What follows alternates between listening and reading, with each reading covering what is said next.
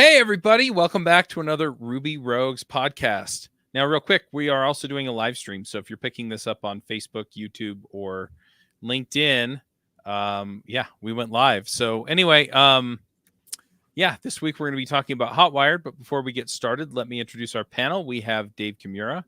Hey, everyone. We also have Valentino Stoll. Hey, now. I'm Charles Max Wood from Top End Devs. Got big stuff coming up this month.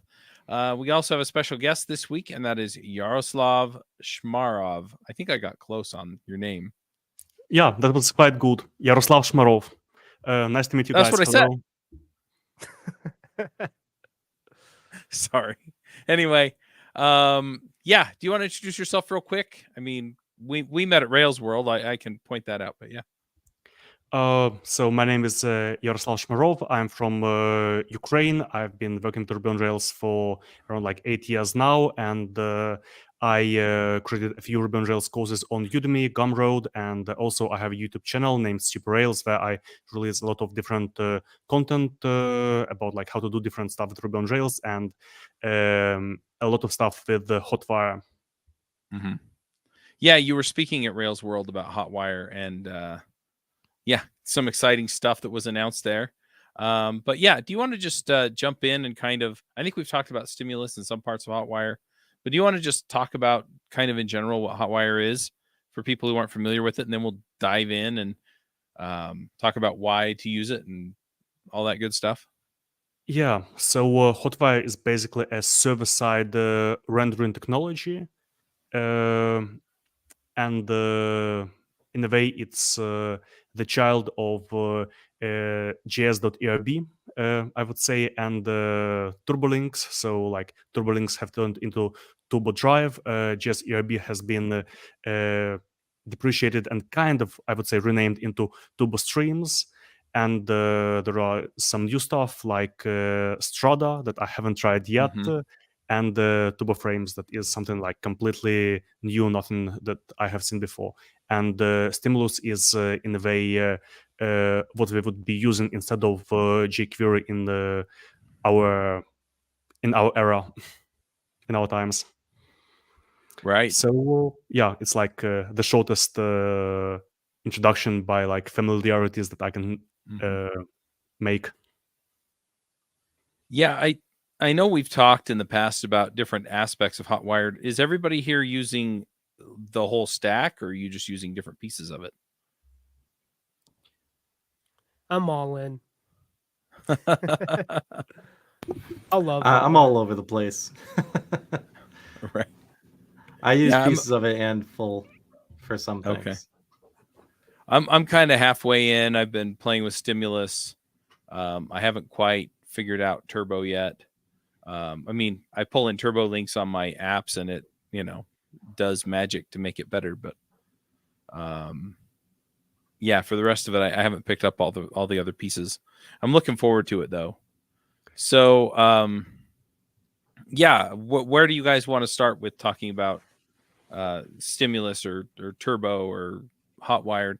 I think now that I've asked the question, I think I'm going to answer it. Why do people want to use it? I mean, we've got amazing tools out there like React and Angular and Vue and Svelte and whatever. So why Hotwired?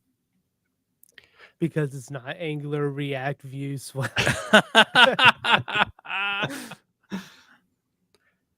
So what's the advantage? Yeah, go ahead.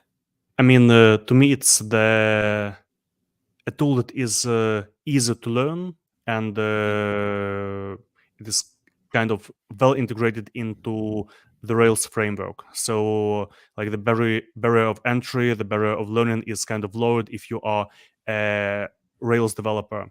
And the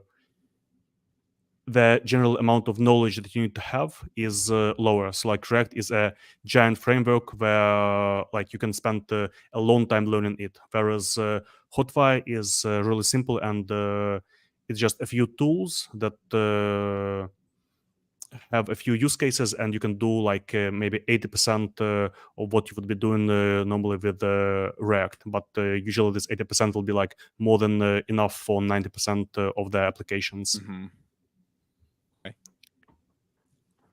And one thing that I found about bringing in external dependencies, let's say you do bring in React into a project, it's not going to be a first class citizen in what you were doing, but you just need some highly interactive components. So you bring in React, you build in those components, and you move on. Well, as time goes on, are you going to spend the effort to keep those external dependencies updated? React is one of those really large libraries that could introduce security concerns into Mhm. your application if you're not careful and if you're not keeping it updated. So, are you going to have efforts to maintain that over the years, even though it's not a primary class within your application? Or are you going to use something that's shipped by Rails, compatible with Rails by default? I mean, very little configuration or things you have to do otherwise. And you're going to keep that updated because you are heavily invested in it within your application. Yeah, one other thing that I'm just going to drop in here with is that, and I know the React people are going to be like, well, you can do this with JSX, right? Where I like just writing my HTML and then saying, okay, this is the behavior I need around it, right? And yeah, you get some of that with JSX, but um, yeah, Rails renders the HTML just fine. I don't have to go and reinvent some back end server side rendering for it because Rails does that, right? And so then I can just drop the what I need on top of it. And that's really what I like about the approach in Hotwired is that I can, I pull in stimulus and I get the interactivity that I want. I can pull in some other library and get whatever else that I want. I can pull in turbo and I can reload different parts of the page in different ways. And I don't have to go and worry about what's it doing on the back end, what's it doing on the front end. And if you're paying attention to the React community right now, they're having a ton of heartburn over React server components. And the React server components are server side rendered. They have server side only functionality. And so there's a breaking change almost depending on how you approach them, because you have to now account for them if you're going to use them at all. And with Rails or, with HTML and then Hotwired, you just render your page and then you tell it what it cares about. And so, yeah, Dave, you're talking about the issues. These are issues that they're dealing with right at the moment. So, Yeah. And interacting with other React components, if you've had to build something very in depth, take a shopping cart where there are so many different components on a single page. They're all kind of related to each other. The number of items in the cart, your totals, the prices for the quantities, all of that stuff, trying to pass the state around is really annoying in React. And it's oh actually yeah, not too bad in Rails. There you have a lot of different approaches. With just using Turbo alone and stimulus. Or you could get real fancy and use the stimulus outlets that is now in stimulus too, which is like super awesome.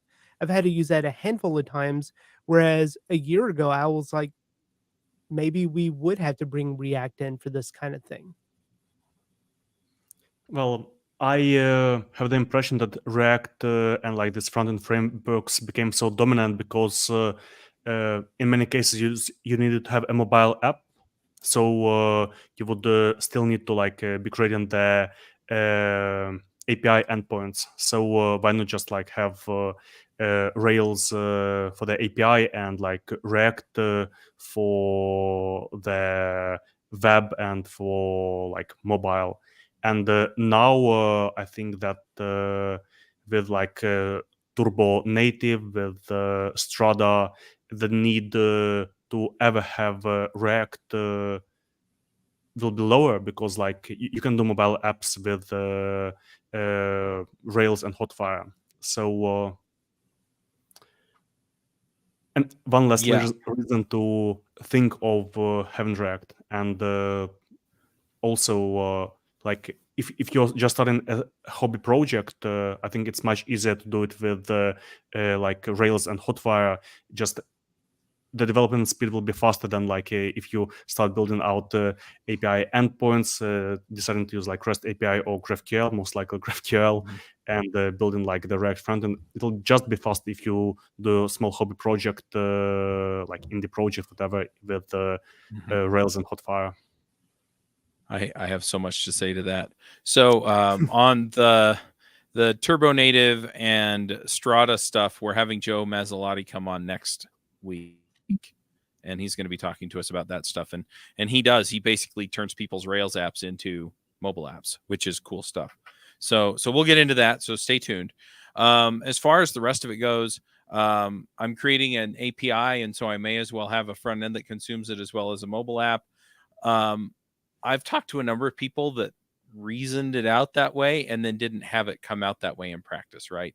It turned out to be a lot more work to manage two consumers of the same API than it would have been if they had just had, a web rendering component like Rails and then had the API where you needed it for the mobile app, even if you were going to do a full native mobile app that relied on an API.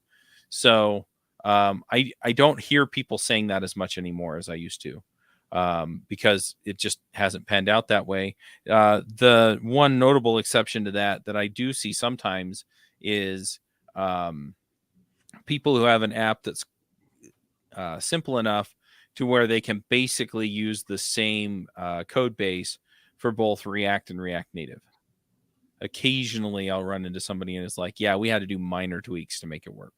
But even then, most of the people are doing one or the other. When they try and backport it to the other, it just doesn't pan out that way. And so, and then you brought up GraphQL, which is like, I remember when it came out and I was like, this is really cool. And now it's turned out to be my least favorite way to build an API because it's such a giant pain on the back end. Like on the front end, it's so nice, right? You set up Prisma server or something and you go consume it and it's like, this is what I want, and it's like, here you go, right? But if you're trying to build it into Rails, oh Lord, just shoot me now. I mean, it's no fun. So yeah, I think a lot of the reasons are just not there to go all the way to React. I mean, React was developed in Facebook. It's like a giant company with thousands of devs, and it was developed with like the separations of developer responsibilities. Like this is the front end team, this is the back end team, this is the whatever team. So it's really created by a giant organization with like having lots of developers in the team in mind. So I know if you're not planning to have like a few hundred developers, I would consider like starting a new project without React. And if you really need it, then do React when you already have the resources and enough employees. I'm really torn on that point because it's great. Like Rails developers are expensive. It's great if you do it all yourself, and we can definitely do a lot more thanks to Turbo, right?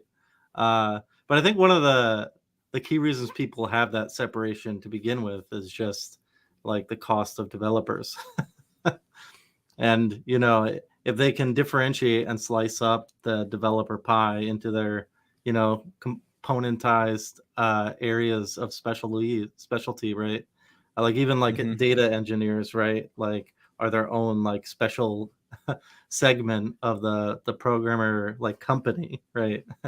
If we're just creating software companies, yeah, Rails is great to get like off the ground. It's 100% true, and like really quick to iterate on. Like you're saying, like all these points are so true. And Hotwire, I love to see, because you're right. One less thing you need to do to work and iterate. But I worry like about after that, like where it leads after that. Like,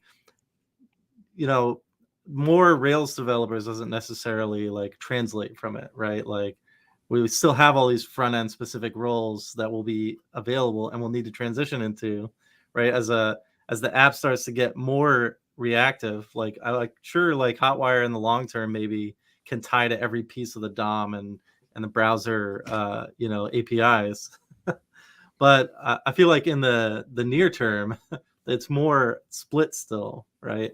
And we're almost like creating an API on top of, you know, a stack that is, you know, already its own specialty.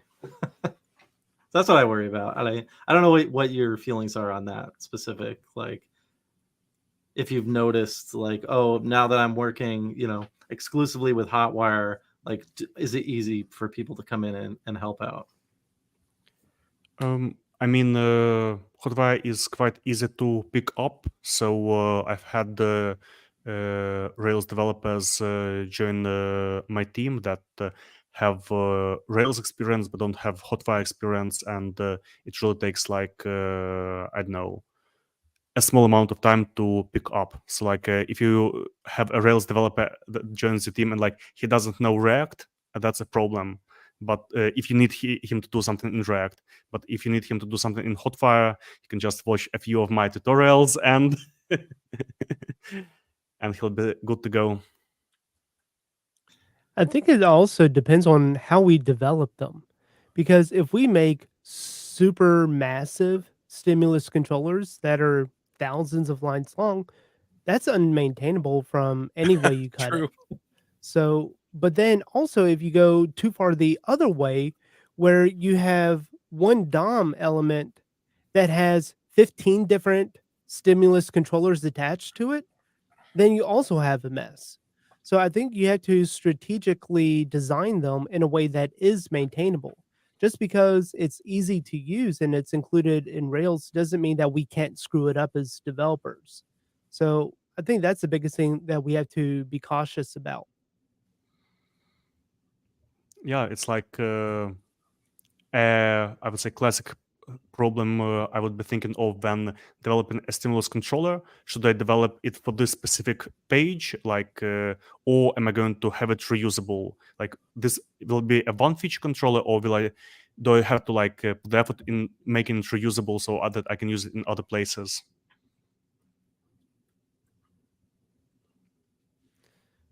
Yeah, and I think that's something where I shoot myself in the foot too often. It's like, ooh, I could use this stimulus controller for this or that. Instead of like in reality, no, it only ever got used in this one spot. So all the level of extraction that I did was kind of a wasted effort and added bloat to that controller. But in the event that I ever do need it, it wouldn't have been that bad to then just change it at that point. So Yeah, I have to say the thing that I'm really liking as far as stimulus and stimulus controllers go is I've been reworking top end devs.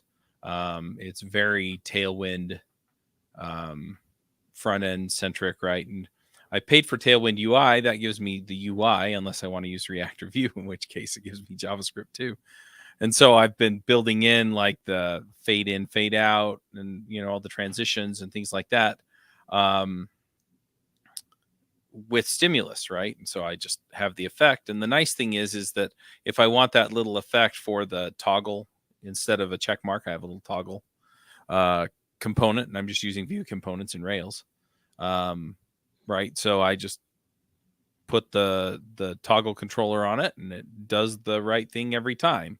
Or, if you click on something that drops a menu down, right? And I don't have too many places that do that, but there are a couple, and so you click it and it drops it down, and I could just pull in a transitions library off of in import maps. I was going to say off of npm, but it kind of is and kind of isn't. But using import maps, right? And so then stimulus just includes it or imports it and then runs it, and it does the right thing again, right? And so I'm just setting data stuff on my pieces of my UI and it does the right thing. And so it's nice to be able to just drop in these little pieces that have those little bits of functionality on those. And yeah, I could see where, you have 6 data controllers on one element or something crazy like that. But for these smaller concerns, I'm really, really loving it.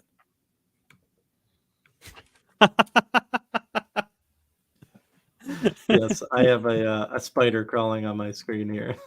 He's Like- kind of It crawled across your camera. distracting. Yeah, Is that a real spider or it's is a real it like- spider. okay. I'm just moving him over. Yeah, I was also wondering because, like, there are all these kind of reactions that you can now add the like Yeah. bubbles and such stuff. Halloween was this week. I'm just saying. I know. That's why I was confused. I'm like, New effect. sorry. Yeah, my bad. Charles, Yeah. is Top-End Devs a Rails app, or is it just like static site generated? It's Rails. Because the cool thing about Hotfire is that you can kind of use it Hmm. without Rails and just with like a static site. Right. So you could do it on Bridgetown or something. Yeah, I think Yeah. Bridgetown has Hotfire like built in, so you can do like some transitions using it. Yeah. There's So even PHP people adopting Hotwire, mhm. which is kind of crazy. Yeah, the I've seen issue this, that I like- had with the static site generator was it was fine for me to use and, do markdown and whatever I was going to do, but it was an issue for my non-technical folks that work for me to use it. And so if I build a form in Rails and say go nuts, they do the right thing. So anyway. But yeah, it's Rails, and then I'm putting Stimulus on, or so far I've put Stimulus on the front end. I'm still working on figuring out Turbo and some of the other pieces there, but yeah. Oh, and it's also cool that there are like new developments happening all the time in Hotfire. So like there is this Turbo Morph that is coming, so that you will be able to write like less turbo streams and just like Mhm. in an even more smart way than Turbo Drive does it, to like replace the page, but not the parts of the page that you don't want to replace. Or like as Dave mentioned, the Stimulus outlets, then like Strada that has been just released. So like the technology is really evolving, and new features have been like pushed in all the time. Yeah. And the view transitions is also really cool. I did an episode on that one. I wasn't sure about my implementation of it, but there was someone at Rails World. I saw the video of where it was someone from Evil Martians, Vladimir, and he Uh-huh. was showing off the view transitions where basically you can keep one element on the page and then shift it around based on what you're doing. So you click Oh, on nice. like an album and then it moves the little thumbnail up to the larger side. It's kind of a trickery how it does it. It takes a screenshot of before and then after the render and then kind of like morphs the image up. So, but it's still really cool that we can do that kind of thing fairly easily with a stimulus controller. Hmm. Yeah, so there is this website rubyvideo.dev that Adrian Polly has been building, where there is like lots of conference talks from all the possible years from all possible speakers, and they're also using view transitions, so you can see it as a demo there. But I'm kind of hesitant to try view transitions until it is available in places outside of Chromium-based browsers. I think it will gracefully fail. So other users wouldn't just see that transition. Hmm. But I think the API right now is very clunky from Google. So I'm kind of waiting for it to become a bit more user friendly before I adopt it more widestream. So is this a feature in Turbo? Not really. It was a Google release or in Google Chrome or Chromium, and you can use it within a stimulus controller. Just kind of tap into their Okay. APIs. I gotcha. Uh, Okay. If I'm not mistaken, there was some kind of PR or something to like add it as a feature into Turbo. I hope so. Yeah, I saw a couple of blog posts that said that people were using it with Turbo. So Yeah.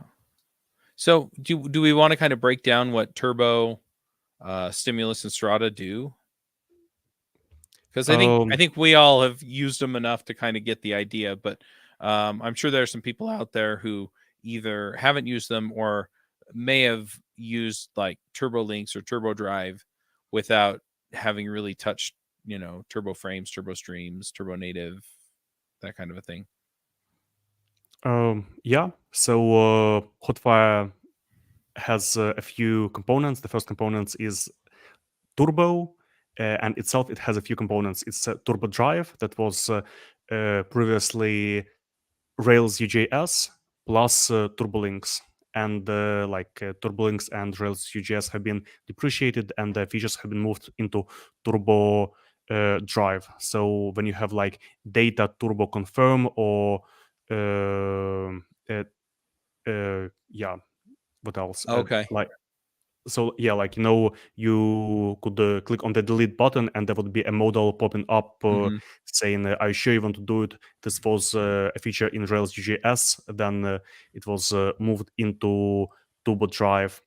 So Turbo Drive is like the turbolinks thing that kind of replaces parts of the page that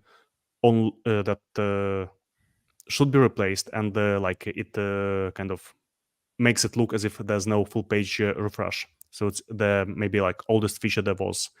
Then the next part is turbo streams, and I would divide them also into two parts. So turbo streams broadcasts and turbo streams via HTTP. So the ones that are via HTTP, it's you send a request to the controller, and it responds with the format .turbostream, and you can basically like find a few elements on the page with like this idea, this idea, this idea, and like replace them or update them or remove them.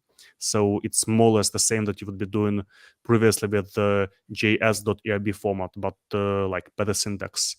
Then TurboStream's broadcasts, it's basically using action cable, using WebSockets, and you basically send these updates to all the browsers that have this page on. So the most classic example is like a live chat. Whenever somebody types a message, he sends the message to the controller, and the controller sends it to everybody who is listening to the response. Yeah. So Mhm. hang on, I've got a couple of questions about this piece, and to be perfectly honest, I haven't really used it. So a lot of times what I wind up doing is I will put a stimulus controller in, and I'll say, hey, if this changes, then call this function, right? You do that through the stimulus controller, right? And you give it a click event. I hate trying to talk about code on these shows, but you do click arrow and then write whatever controller function, and then it calls the function. And that function, in a lot of cases, what I'm doing is I'm either using the Rails UJS library, or I'm using just the fetch API. Usually I'm using the fetch API. But I'll go and I'll say, okay, I need to update this other part of the screen, and then I'll do that through stimulus. So with turbo streams, I wouldn't have to do that. I just set up a WebSocket and say, this is the change I need, or whatever. Or is that something completely different? So what you're describing about using stimulus, usually I would try, if possible, not to invoke controller actions using stimulus. Like there are some cases where you need to do it. For example, like you have like drag and drop. So like the Right. drag and drop happens in stimulus, and like you would be maybe using request.js to make a request with the data from like the drag event to a Rails controller. But in most cases, like let's say you click create post, it goes to the create action. The create action says remove the element with the ID new post, and add this post on top of the element with the ID posts. Mm-hmm. So I would say there's like quite different things for different use cases. Yeah. I think the litmus test, Chuck, is do you need that updated record to broadcast live to everybody else who is on that page? And Okay. if the answer is no, then you don't need the turbo broadcast. If the answer Okay. is yes, then you need to set up a long polling or simply just use the broadcast. Okay. What about the turbo stream then? So how is that different from what we're talking about here? Basically, with turbo streams, you have two options via HTTP. Do you want the update to be visible right away only to you, or via like WebSockets, Action Cable, broadcasts, whatever you name it? Do you want Okay. everybody to see the update? So if I just want to see the update, then I don't send it back as a broadcast. I just send it back to the person who took the action on the stream.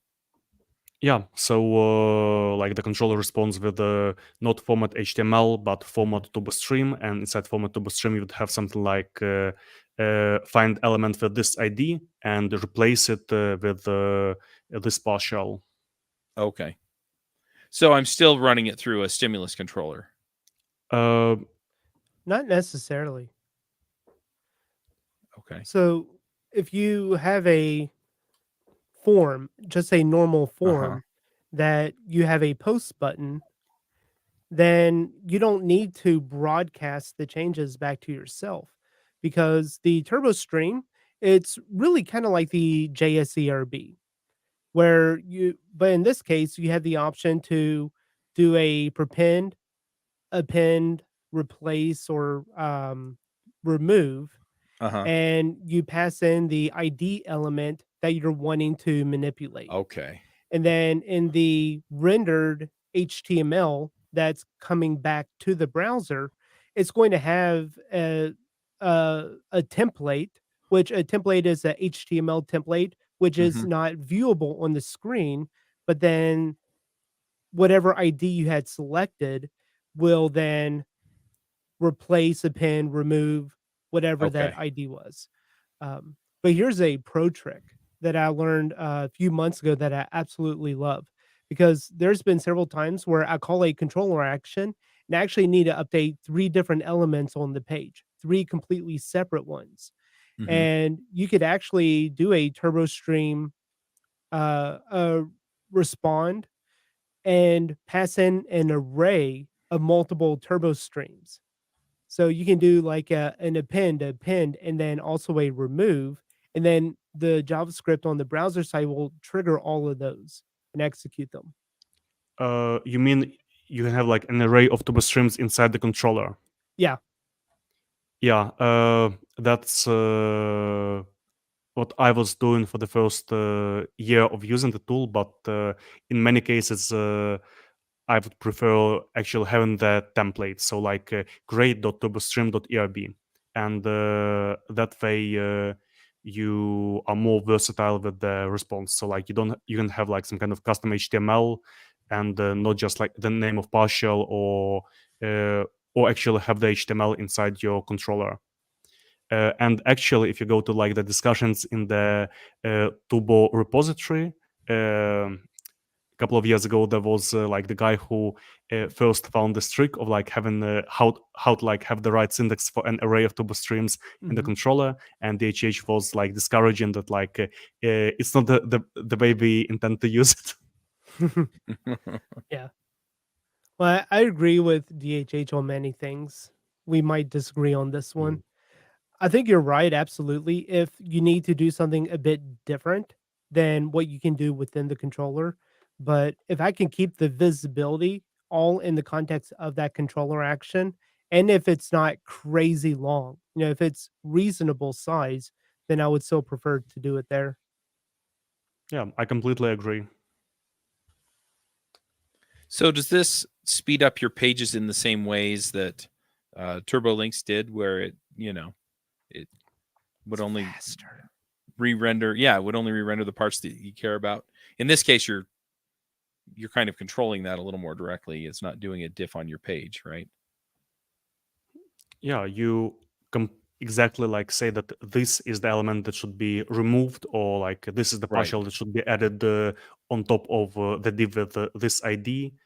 So like with turbo streams, you have laser sharp control of what you Mhm. want to change with this response. And Yeah, then this is actually one thing I really love about the whole turbo framework is it like basically decouples like what you want to broadcast to the page from the page. And so it's like, Mhm. all right, the DOM is just listening. And then, you know, as it gets stuff, it swaps things out specifically where it's listening at, right? Yeah, and depending on how you're calling it, if you're calling it from a stimulus controller, which ideally, as Yaroslav was saying, you shouldn't do or try avoid doing, you can add a layout false to that action to prevent the entire HTML with the layouts rendering as well. And it'll save a ton of time if your layouts are pretty complicated.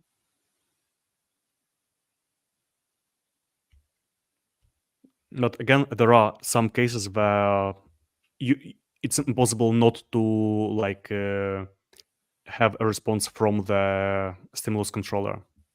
So again, like if you're doing some kind of drag and drop in, then you would need to call the controller from the stimulus. But it's Yeah. like That's one of the pieces that I've built is pulled in. What is it? Draggable JS or something? yeah, there are a few of them. Yeah. But usually I would like go kind of layer after layer. So first I kind of build a feature that just works with HTML responses, like for example, table that you can search and sort. First I do it with like just HTML, and like each click on like sort or search or pagination is like full page refresh. It's just like respond with format HTML. Then like next step would be to use turbo frames to replace part of the page. If this is not enough, if I need to like change the counter on the top of the page, results here and something else in another place, then turbo streams. And if I need to add some kind of like select all elements or like open selected elements in a new window, then this would be stimulus. So like stimulus would be maybe the last resort for like features that I cannot do with other tools.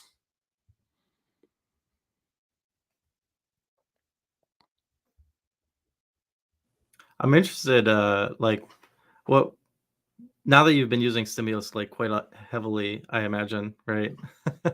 Have you noticed like there's some things in stimulus that you know maybe they are done a bit differently, but that you know why would you go back to any other way? I didn't understand. Like, are there things in stimulus that you've found it to use frequently that you can't find in other frameworks, or maybe they just work a little differently that you wouldn't do, you know, another way anymore? In stimulus.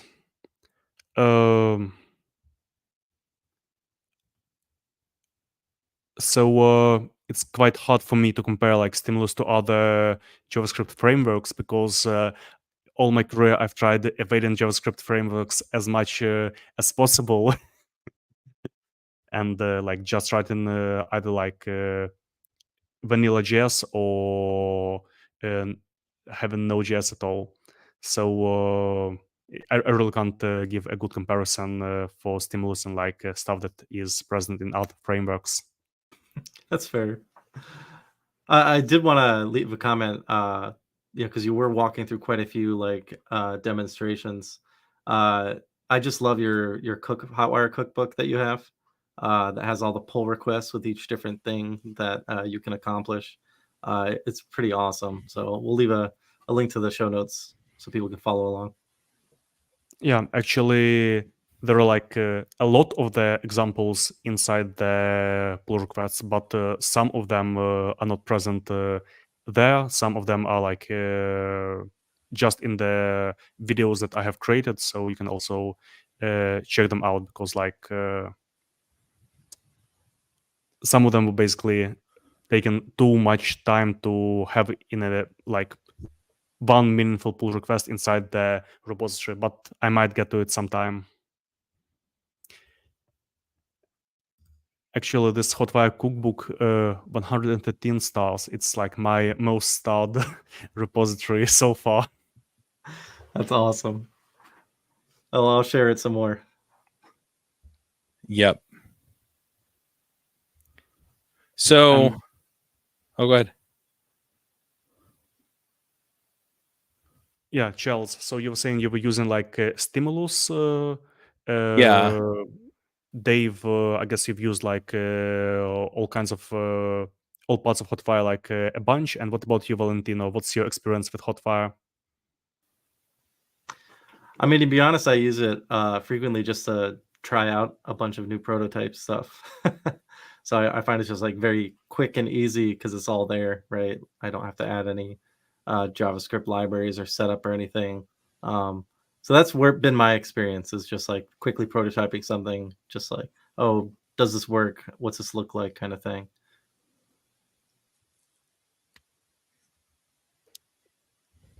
Well, one thing I really enjoy is that like it's a new framework that has been released just a couple of years ago, and since the moment of its release, you really don't know how you can use it. Like, what are the use cases? What would you be able to do with it? What should you try to, and what should you try not to accomplish with it? And I really felt like an explorer, trying all kinds of stuff, finding new interactions, new ways to use it. Like, I don't know, one of my favorite ones is like inline editing fields. Somebody just like asked me on Twitter, how can I do inline editing? I thought, oh, that's like such a great question. Really, I should try doing it. And like I found a great way to do inline editing with turbo frames, and it's just perfect. And like 5-6 years ago, there was a gem best in place that you would use to accomplish this kind of behavior. And now like just a few lines of turbo frames, and it works perfectly. Oh, wow. I'm going to have to check that out.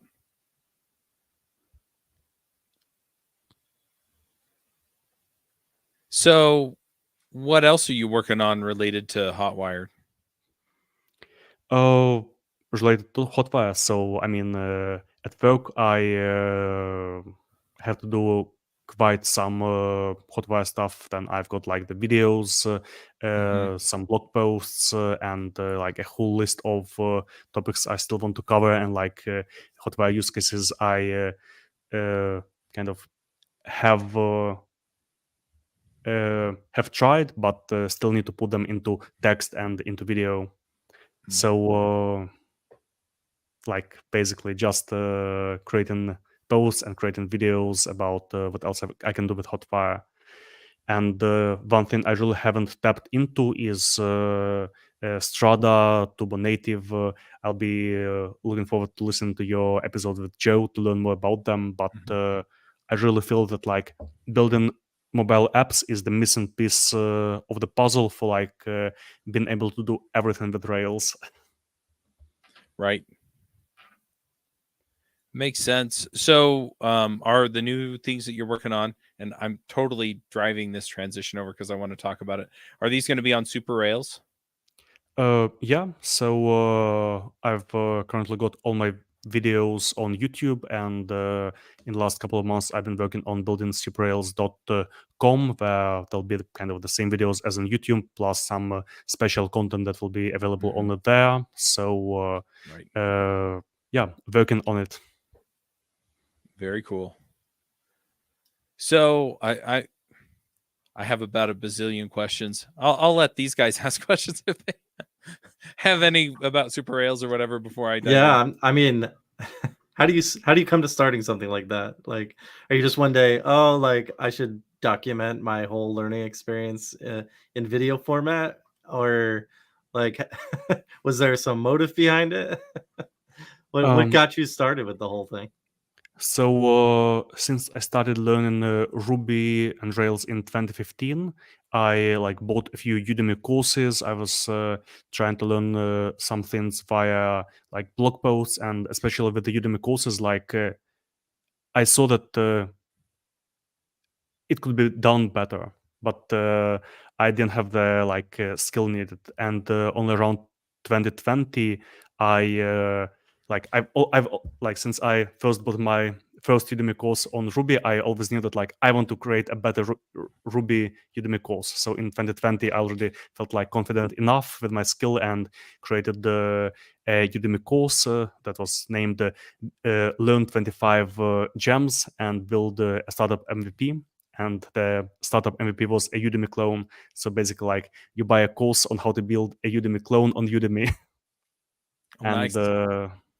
yeah, approximately at the same time, I started writing blog posts about like all the cool features I've recently implemented, and it's like now I just look, why didn't I do it like a few years earlier? Like there are so many examples that I could have added, and even now, like there are so many examples in my drafts that I just can't turn into like a release state. That like the example is good enough to like be an actual blog post that doesn't suck to read. But like I started writing the blog, and I already had the Udemy course. I created a couple of more courses, and only after that, at some point of time, I decided to start a YouTube channel. And yeah, I've been doing like the YouTube channel for around 2.5 years now, and it's very emotionally rewarding, because like I see that I'm helping people, but only emotionally. Yeah. So how big Oh, is the YouTube channel now? it's like 6,000 people or so. Oh, nice. 6,800. Yeah, 6,800. Very cool.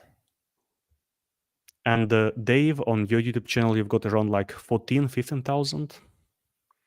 Yeah, it's something around there. I used to keep a really close eye on it. But it was like watching wet paint dry.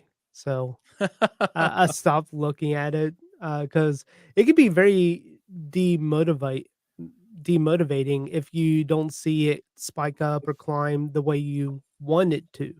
So I stopped. Before I was getting every notification of a Stripe payment come in, I would get pinged on my phone and stuff, and I just turned it off because cancellations also came through there and stuff, and that could be just very demoralizing. So I just focus on creating content and focus on, just sharing that with the world. Cool. Love it. Funny, there's a very popular article on like the challenges of being a YouTube influencer and how the YouTube algorithms are made in a way that make you feel bad for not generating new content. And how they like continuously say, oh, like if you generate more content, like in the next day, then you can get X number of followers based on our right. That's I interesting. mean, looking at all the Ruby on Rails YouTube channels, the whole pool of like people that are ready to subscribe to a Ruby on Rails YouTube channel is like really limited. So I think the biggest channel has like 25,000 subscribers or so.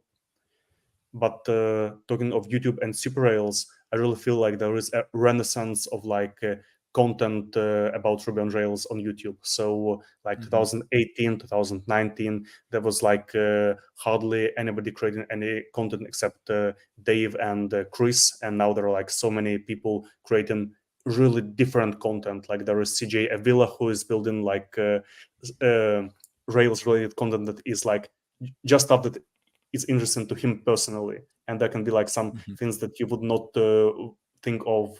Like there's Daniel that he's also like experimented with weird stuff that I wouldn't usually look into. So like lots of people trying out YouTube and trying to teach something different Ruby related, and that's really great. Yeah. I'm really glad that there's so much content being created for Ruby. I think that helps keep it alive, you know. Yep. One thing I really hate is like if you go to YouTube and you type like is Rails dead or is Ruby dead, and like there are maybe 10 like thumbnails of people like oh is it dead, should I use it? That's really funny. Yep.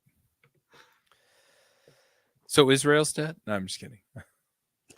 Have you checked the website? Is now I want to see if somebody has registered israelsdead.com. If not, I I might know go buy Chris it. has his Ruby dead. I mean, it will be alarming if that website goes down. Oh, yeah. Somebody had. Oh, yeah. Learn Ruby on Rails with Go Rails. So Chris must own this one too.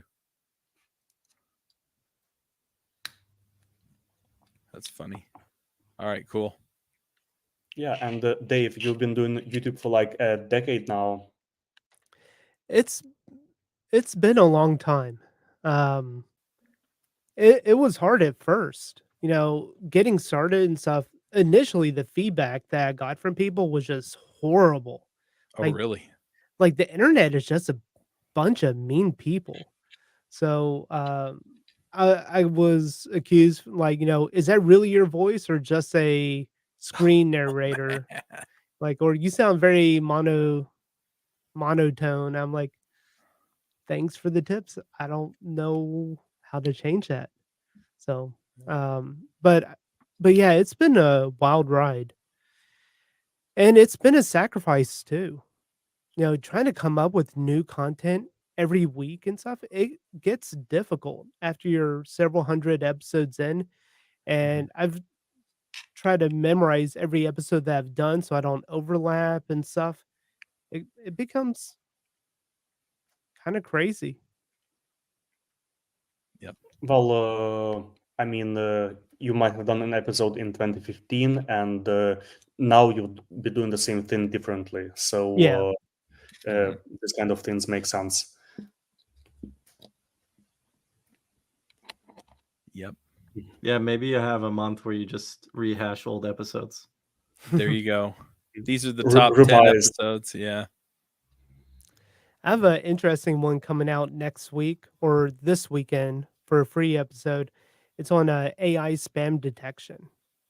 So I'm creating cool. a AI model. It's been trained on Hammer spam. So it's a label spam if the text is bad, ham if it's good. And you plug it into an active job to check action text, and it'll spit back whether or not it's spam or not. So you can prevent it from even being displayed on your forums if it's been detected as spam for human review. So AI is cool. That's why I've been doing a lot lately. Yeah, that's actually a gem named Sphere Jar, and you kind of can plug it into your Rails app, and like if there is like basically add it as a helper around the post.body or like command.body, and it will replace the like swear words with asterisks or something. So that's the most like simple solution. A few years ago, I was working for a company that was doing like live streaming, and like the audience could have a live chat, and people would like to swear or like find ways to swear so that swear jar doesn't mute them. So they were looking for different ways, and they were using some of like a premium API service that was basically each message was sent to that API service, and they were returning the message with like OK status or with blurred profanity status or like completely impossible to post. But I mean, the idea with AI might be cheaper. Yeah, It's really neat. I should turn it into a service. Be an easy service. Like, actually, I was running it last night, and it takes 700 megabytes of GPU RAM to do 15 millisecond response times, Oh wow. or using Apple Silicon, still 700 megs of RAM for 50 millisecond response times, or CPU based for 100 milliseconds. So Cool. yeah, it's a lot of fun. Talking about videos, so you actually like record one video per week, or do you like do it maybe like 5 videos in a row and then like do nothing for a month? I do it every week. I plan on when I'm not feeling good or something, 1 week or something, I might try to hurry and double up so that I can still release on a schedule. Or if I'm planning holiday or something, then I'll double up 1 week so I can still release on a schedule. But I think it's been 2016, like early 2016. I've not missed a single week. I've Oh released wow. one episode every week. Well, me, I usually release something just when I'm ready, or like when I feel that this topic is completely ready in my head. So I don't have like a fixed schedule. I like try to do it often enough. Like sometimes it can be like 3 times a week. Sometimes it can be 3 times a month. Hmm. Yeah. I found for me, I have to create a schedule and be consistent with it. Mhm. Otherwise, it's too easy to start slacking off. So, Yeah, that's a lot the same for me with the podcasts. So, but I'm working on putting up more stuff on YouTube, both in the programming space and the podcasting space. And I'm dabbling, starting to push into the political space a little bit. And so my schedule is right now, what it's going to look like is I'm going to do a month's worth of one show one day. And then the next week, that same day, I'll do 1 month's worth of the other show. And so I will be batching them, but I'm still setting aside time every week to, you know, do a regular set of content, if that makes sense. Well, you guys have been doing it for so many years, so I should definitely take it as a lesson of consistency from you. I find that it makes it easier on the listener too, because then they don't have to come look and see if something new is out, or wait for a reminder to get pushed onto them, right? They just make it part of their routine. And so they, we release this show on Wednesdays, so people will listen on Wednesday morning or Thursday morning on their way to work. And I've heard from a lot of people that it's just part of their routine. So anyway, I'm going to push us toward picks. It's already 1:10, and I've got a 7-year-old who had her tonsils out on Friday. She's begging me for more food, so I got to go find her something to eat. So let's go ahead and do some picks, and then I will go downstairs and appease the ravening children. Valentino, do you want to start us off with picks? Sure. I just received a particle photon 2 in the mail, and I got an Edge ML kit, which they have like a way to basically do machine learning on the edge and send nice. real-time hardware analytics and events to things using the service called Edge Impulse, which is just like absolutely mind-blowing awesome. So my 2 picks are Edge Impulse and the new particle photon. Awesome. If you want to drop links to those in the comments, they'll go out to YouTube and Facebook. Dave, what are your picks? I'm going to pick 80/20. It is basically aluminum extrusion. And before, I had like 8 or 9 clamps around my desk holding up audio equipment or video equipment. And I got really tired of it because every time I would like bump the table, it would just like sit there and bounce, and it was annoying. So I got aluminum extrusion, and I built a desk truss system around the back of it. So now everything is just like slid in and clamped on there. Oh, nice. Now I want to see it. I'll So show I've you got a pictures. few. Nice. I've got a few picks here. The first one is the board game pick. And this week I'm picking First Rat. Now, First Rat, what it is you all are colonies of rats. So you all have different colored rats. And you're moving them up the board and collecting resources so that you can build a rocket. And you're going to take the rocket to the moon because, of course, the moon is made of cheese.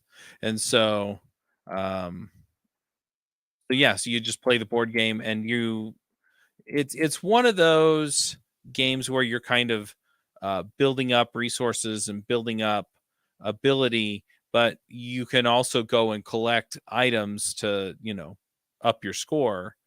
And so you're kind of playing the game of when do I stop building my engine and start building my points so that I can win. It was a lot of fun. One thing that is a little different about this game, it plays 1 to 5 players. It's ages 10 and up. Board Game Geek weights it at 2.27, so it's pretty approachable for the average gamer. We played it with 3 people and with 4 people, and I think it took 45 minutes and an hour when we did that. And anyway, it was really, really fun. It's probably my favorite game that we're teaching at TimpCon this year, which is the local board game con. And I really enjoyed it. So I'm going to pick it. And then the other thing, sorry, I'm trying to do 2 things at once. So I do have some stuff coming down the pipe. It'll release around Black Friday, and so you'll be able to get discounted memberships on Top End Devs as I release this stuff, or before Black Friday as I get it out there. I'm planning on charging a bit more than what the prices are going to initially be set to as I get it launched, right? Just so I can kind of shake it out, make sure that everything's going well for people who subscribe. But yeah, it's going to involve weekly meetups, coaching, the podcast without the ads, bonus content. So yeah, we're gonna have all kinds of good stuff coming out. So if you're interested in that, go check out topenddevs.com. And that's what I got this week. Yaro, what are your picks? I'm kind of out of the loop. Just anything you like, anything you've been watching on TV, or any new technology you've been playing with, or books you've been reading, or whatever. Just a couple of weeks ago, I started learning to sail on a catamaran. Fun. That looks fun. If it qualifies as a pick, like sailing, yeah. That sounds totally fun. And then if people want to connect with you online, is YouTube where you want them to go, or is there a better place for people to? I mean, YouTube is not very communicational, so it's most like you're pushing, you as a creator are pushing like content to your listeners. But if you want to actually message me and like have a conversation, LinkedIn or Twitter are great places. All right, cool. If you want to put links to those in the comments as well, we'll make sure they wind up on the show notes and stuff. Okay, just a moment. All right. Well, I'm going to go ahead and wrap us up. Thanks for coming. This was fun. Yeah, thanks for the invitation. It was good. It was good to meet you in Amsterdam last month. Yeah. Yeah. All right, folks. Until next time. Hopefully we will meet in like Toronto next year, I guess. Yeah, that would be awesome. It's a little easier to get to, right, Valentino? A little bit. Yep. Well, not for me. I need a visa. Yeah. True. Yeah, Valentino's in Canada, the Northeast though, right? somewhere. Yeah. So, all right. Well, we'll catch you all later.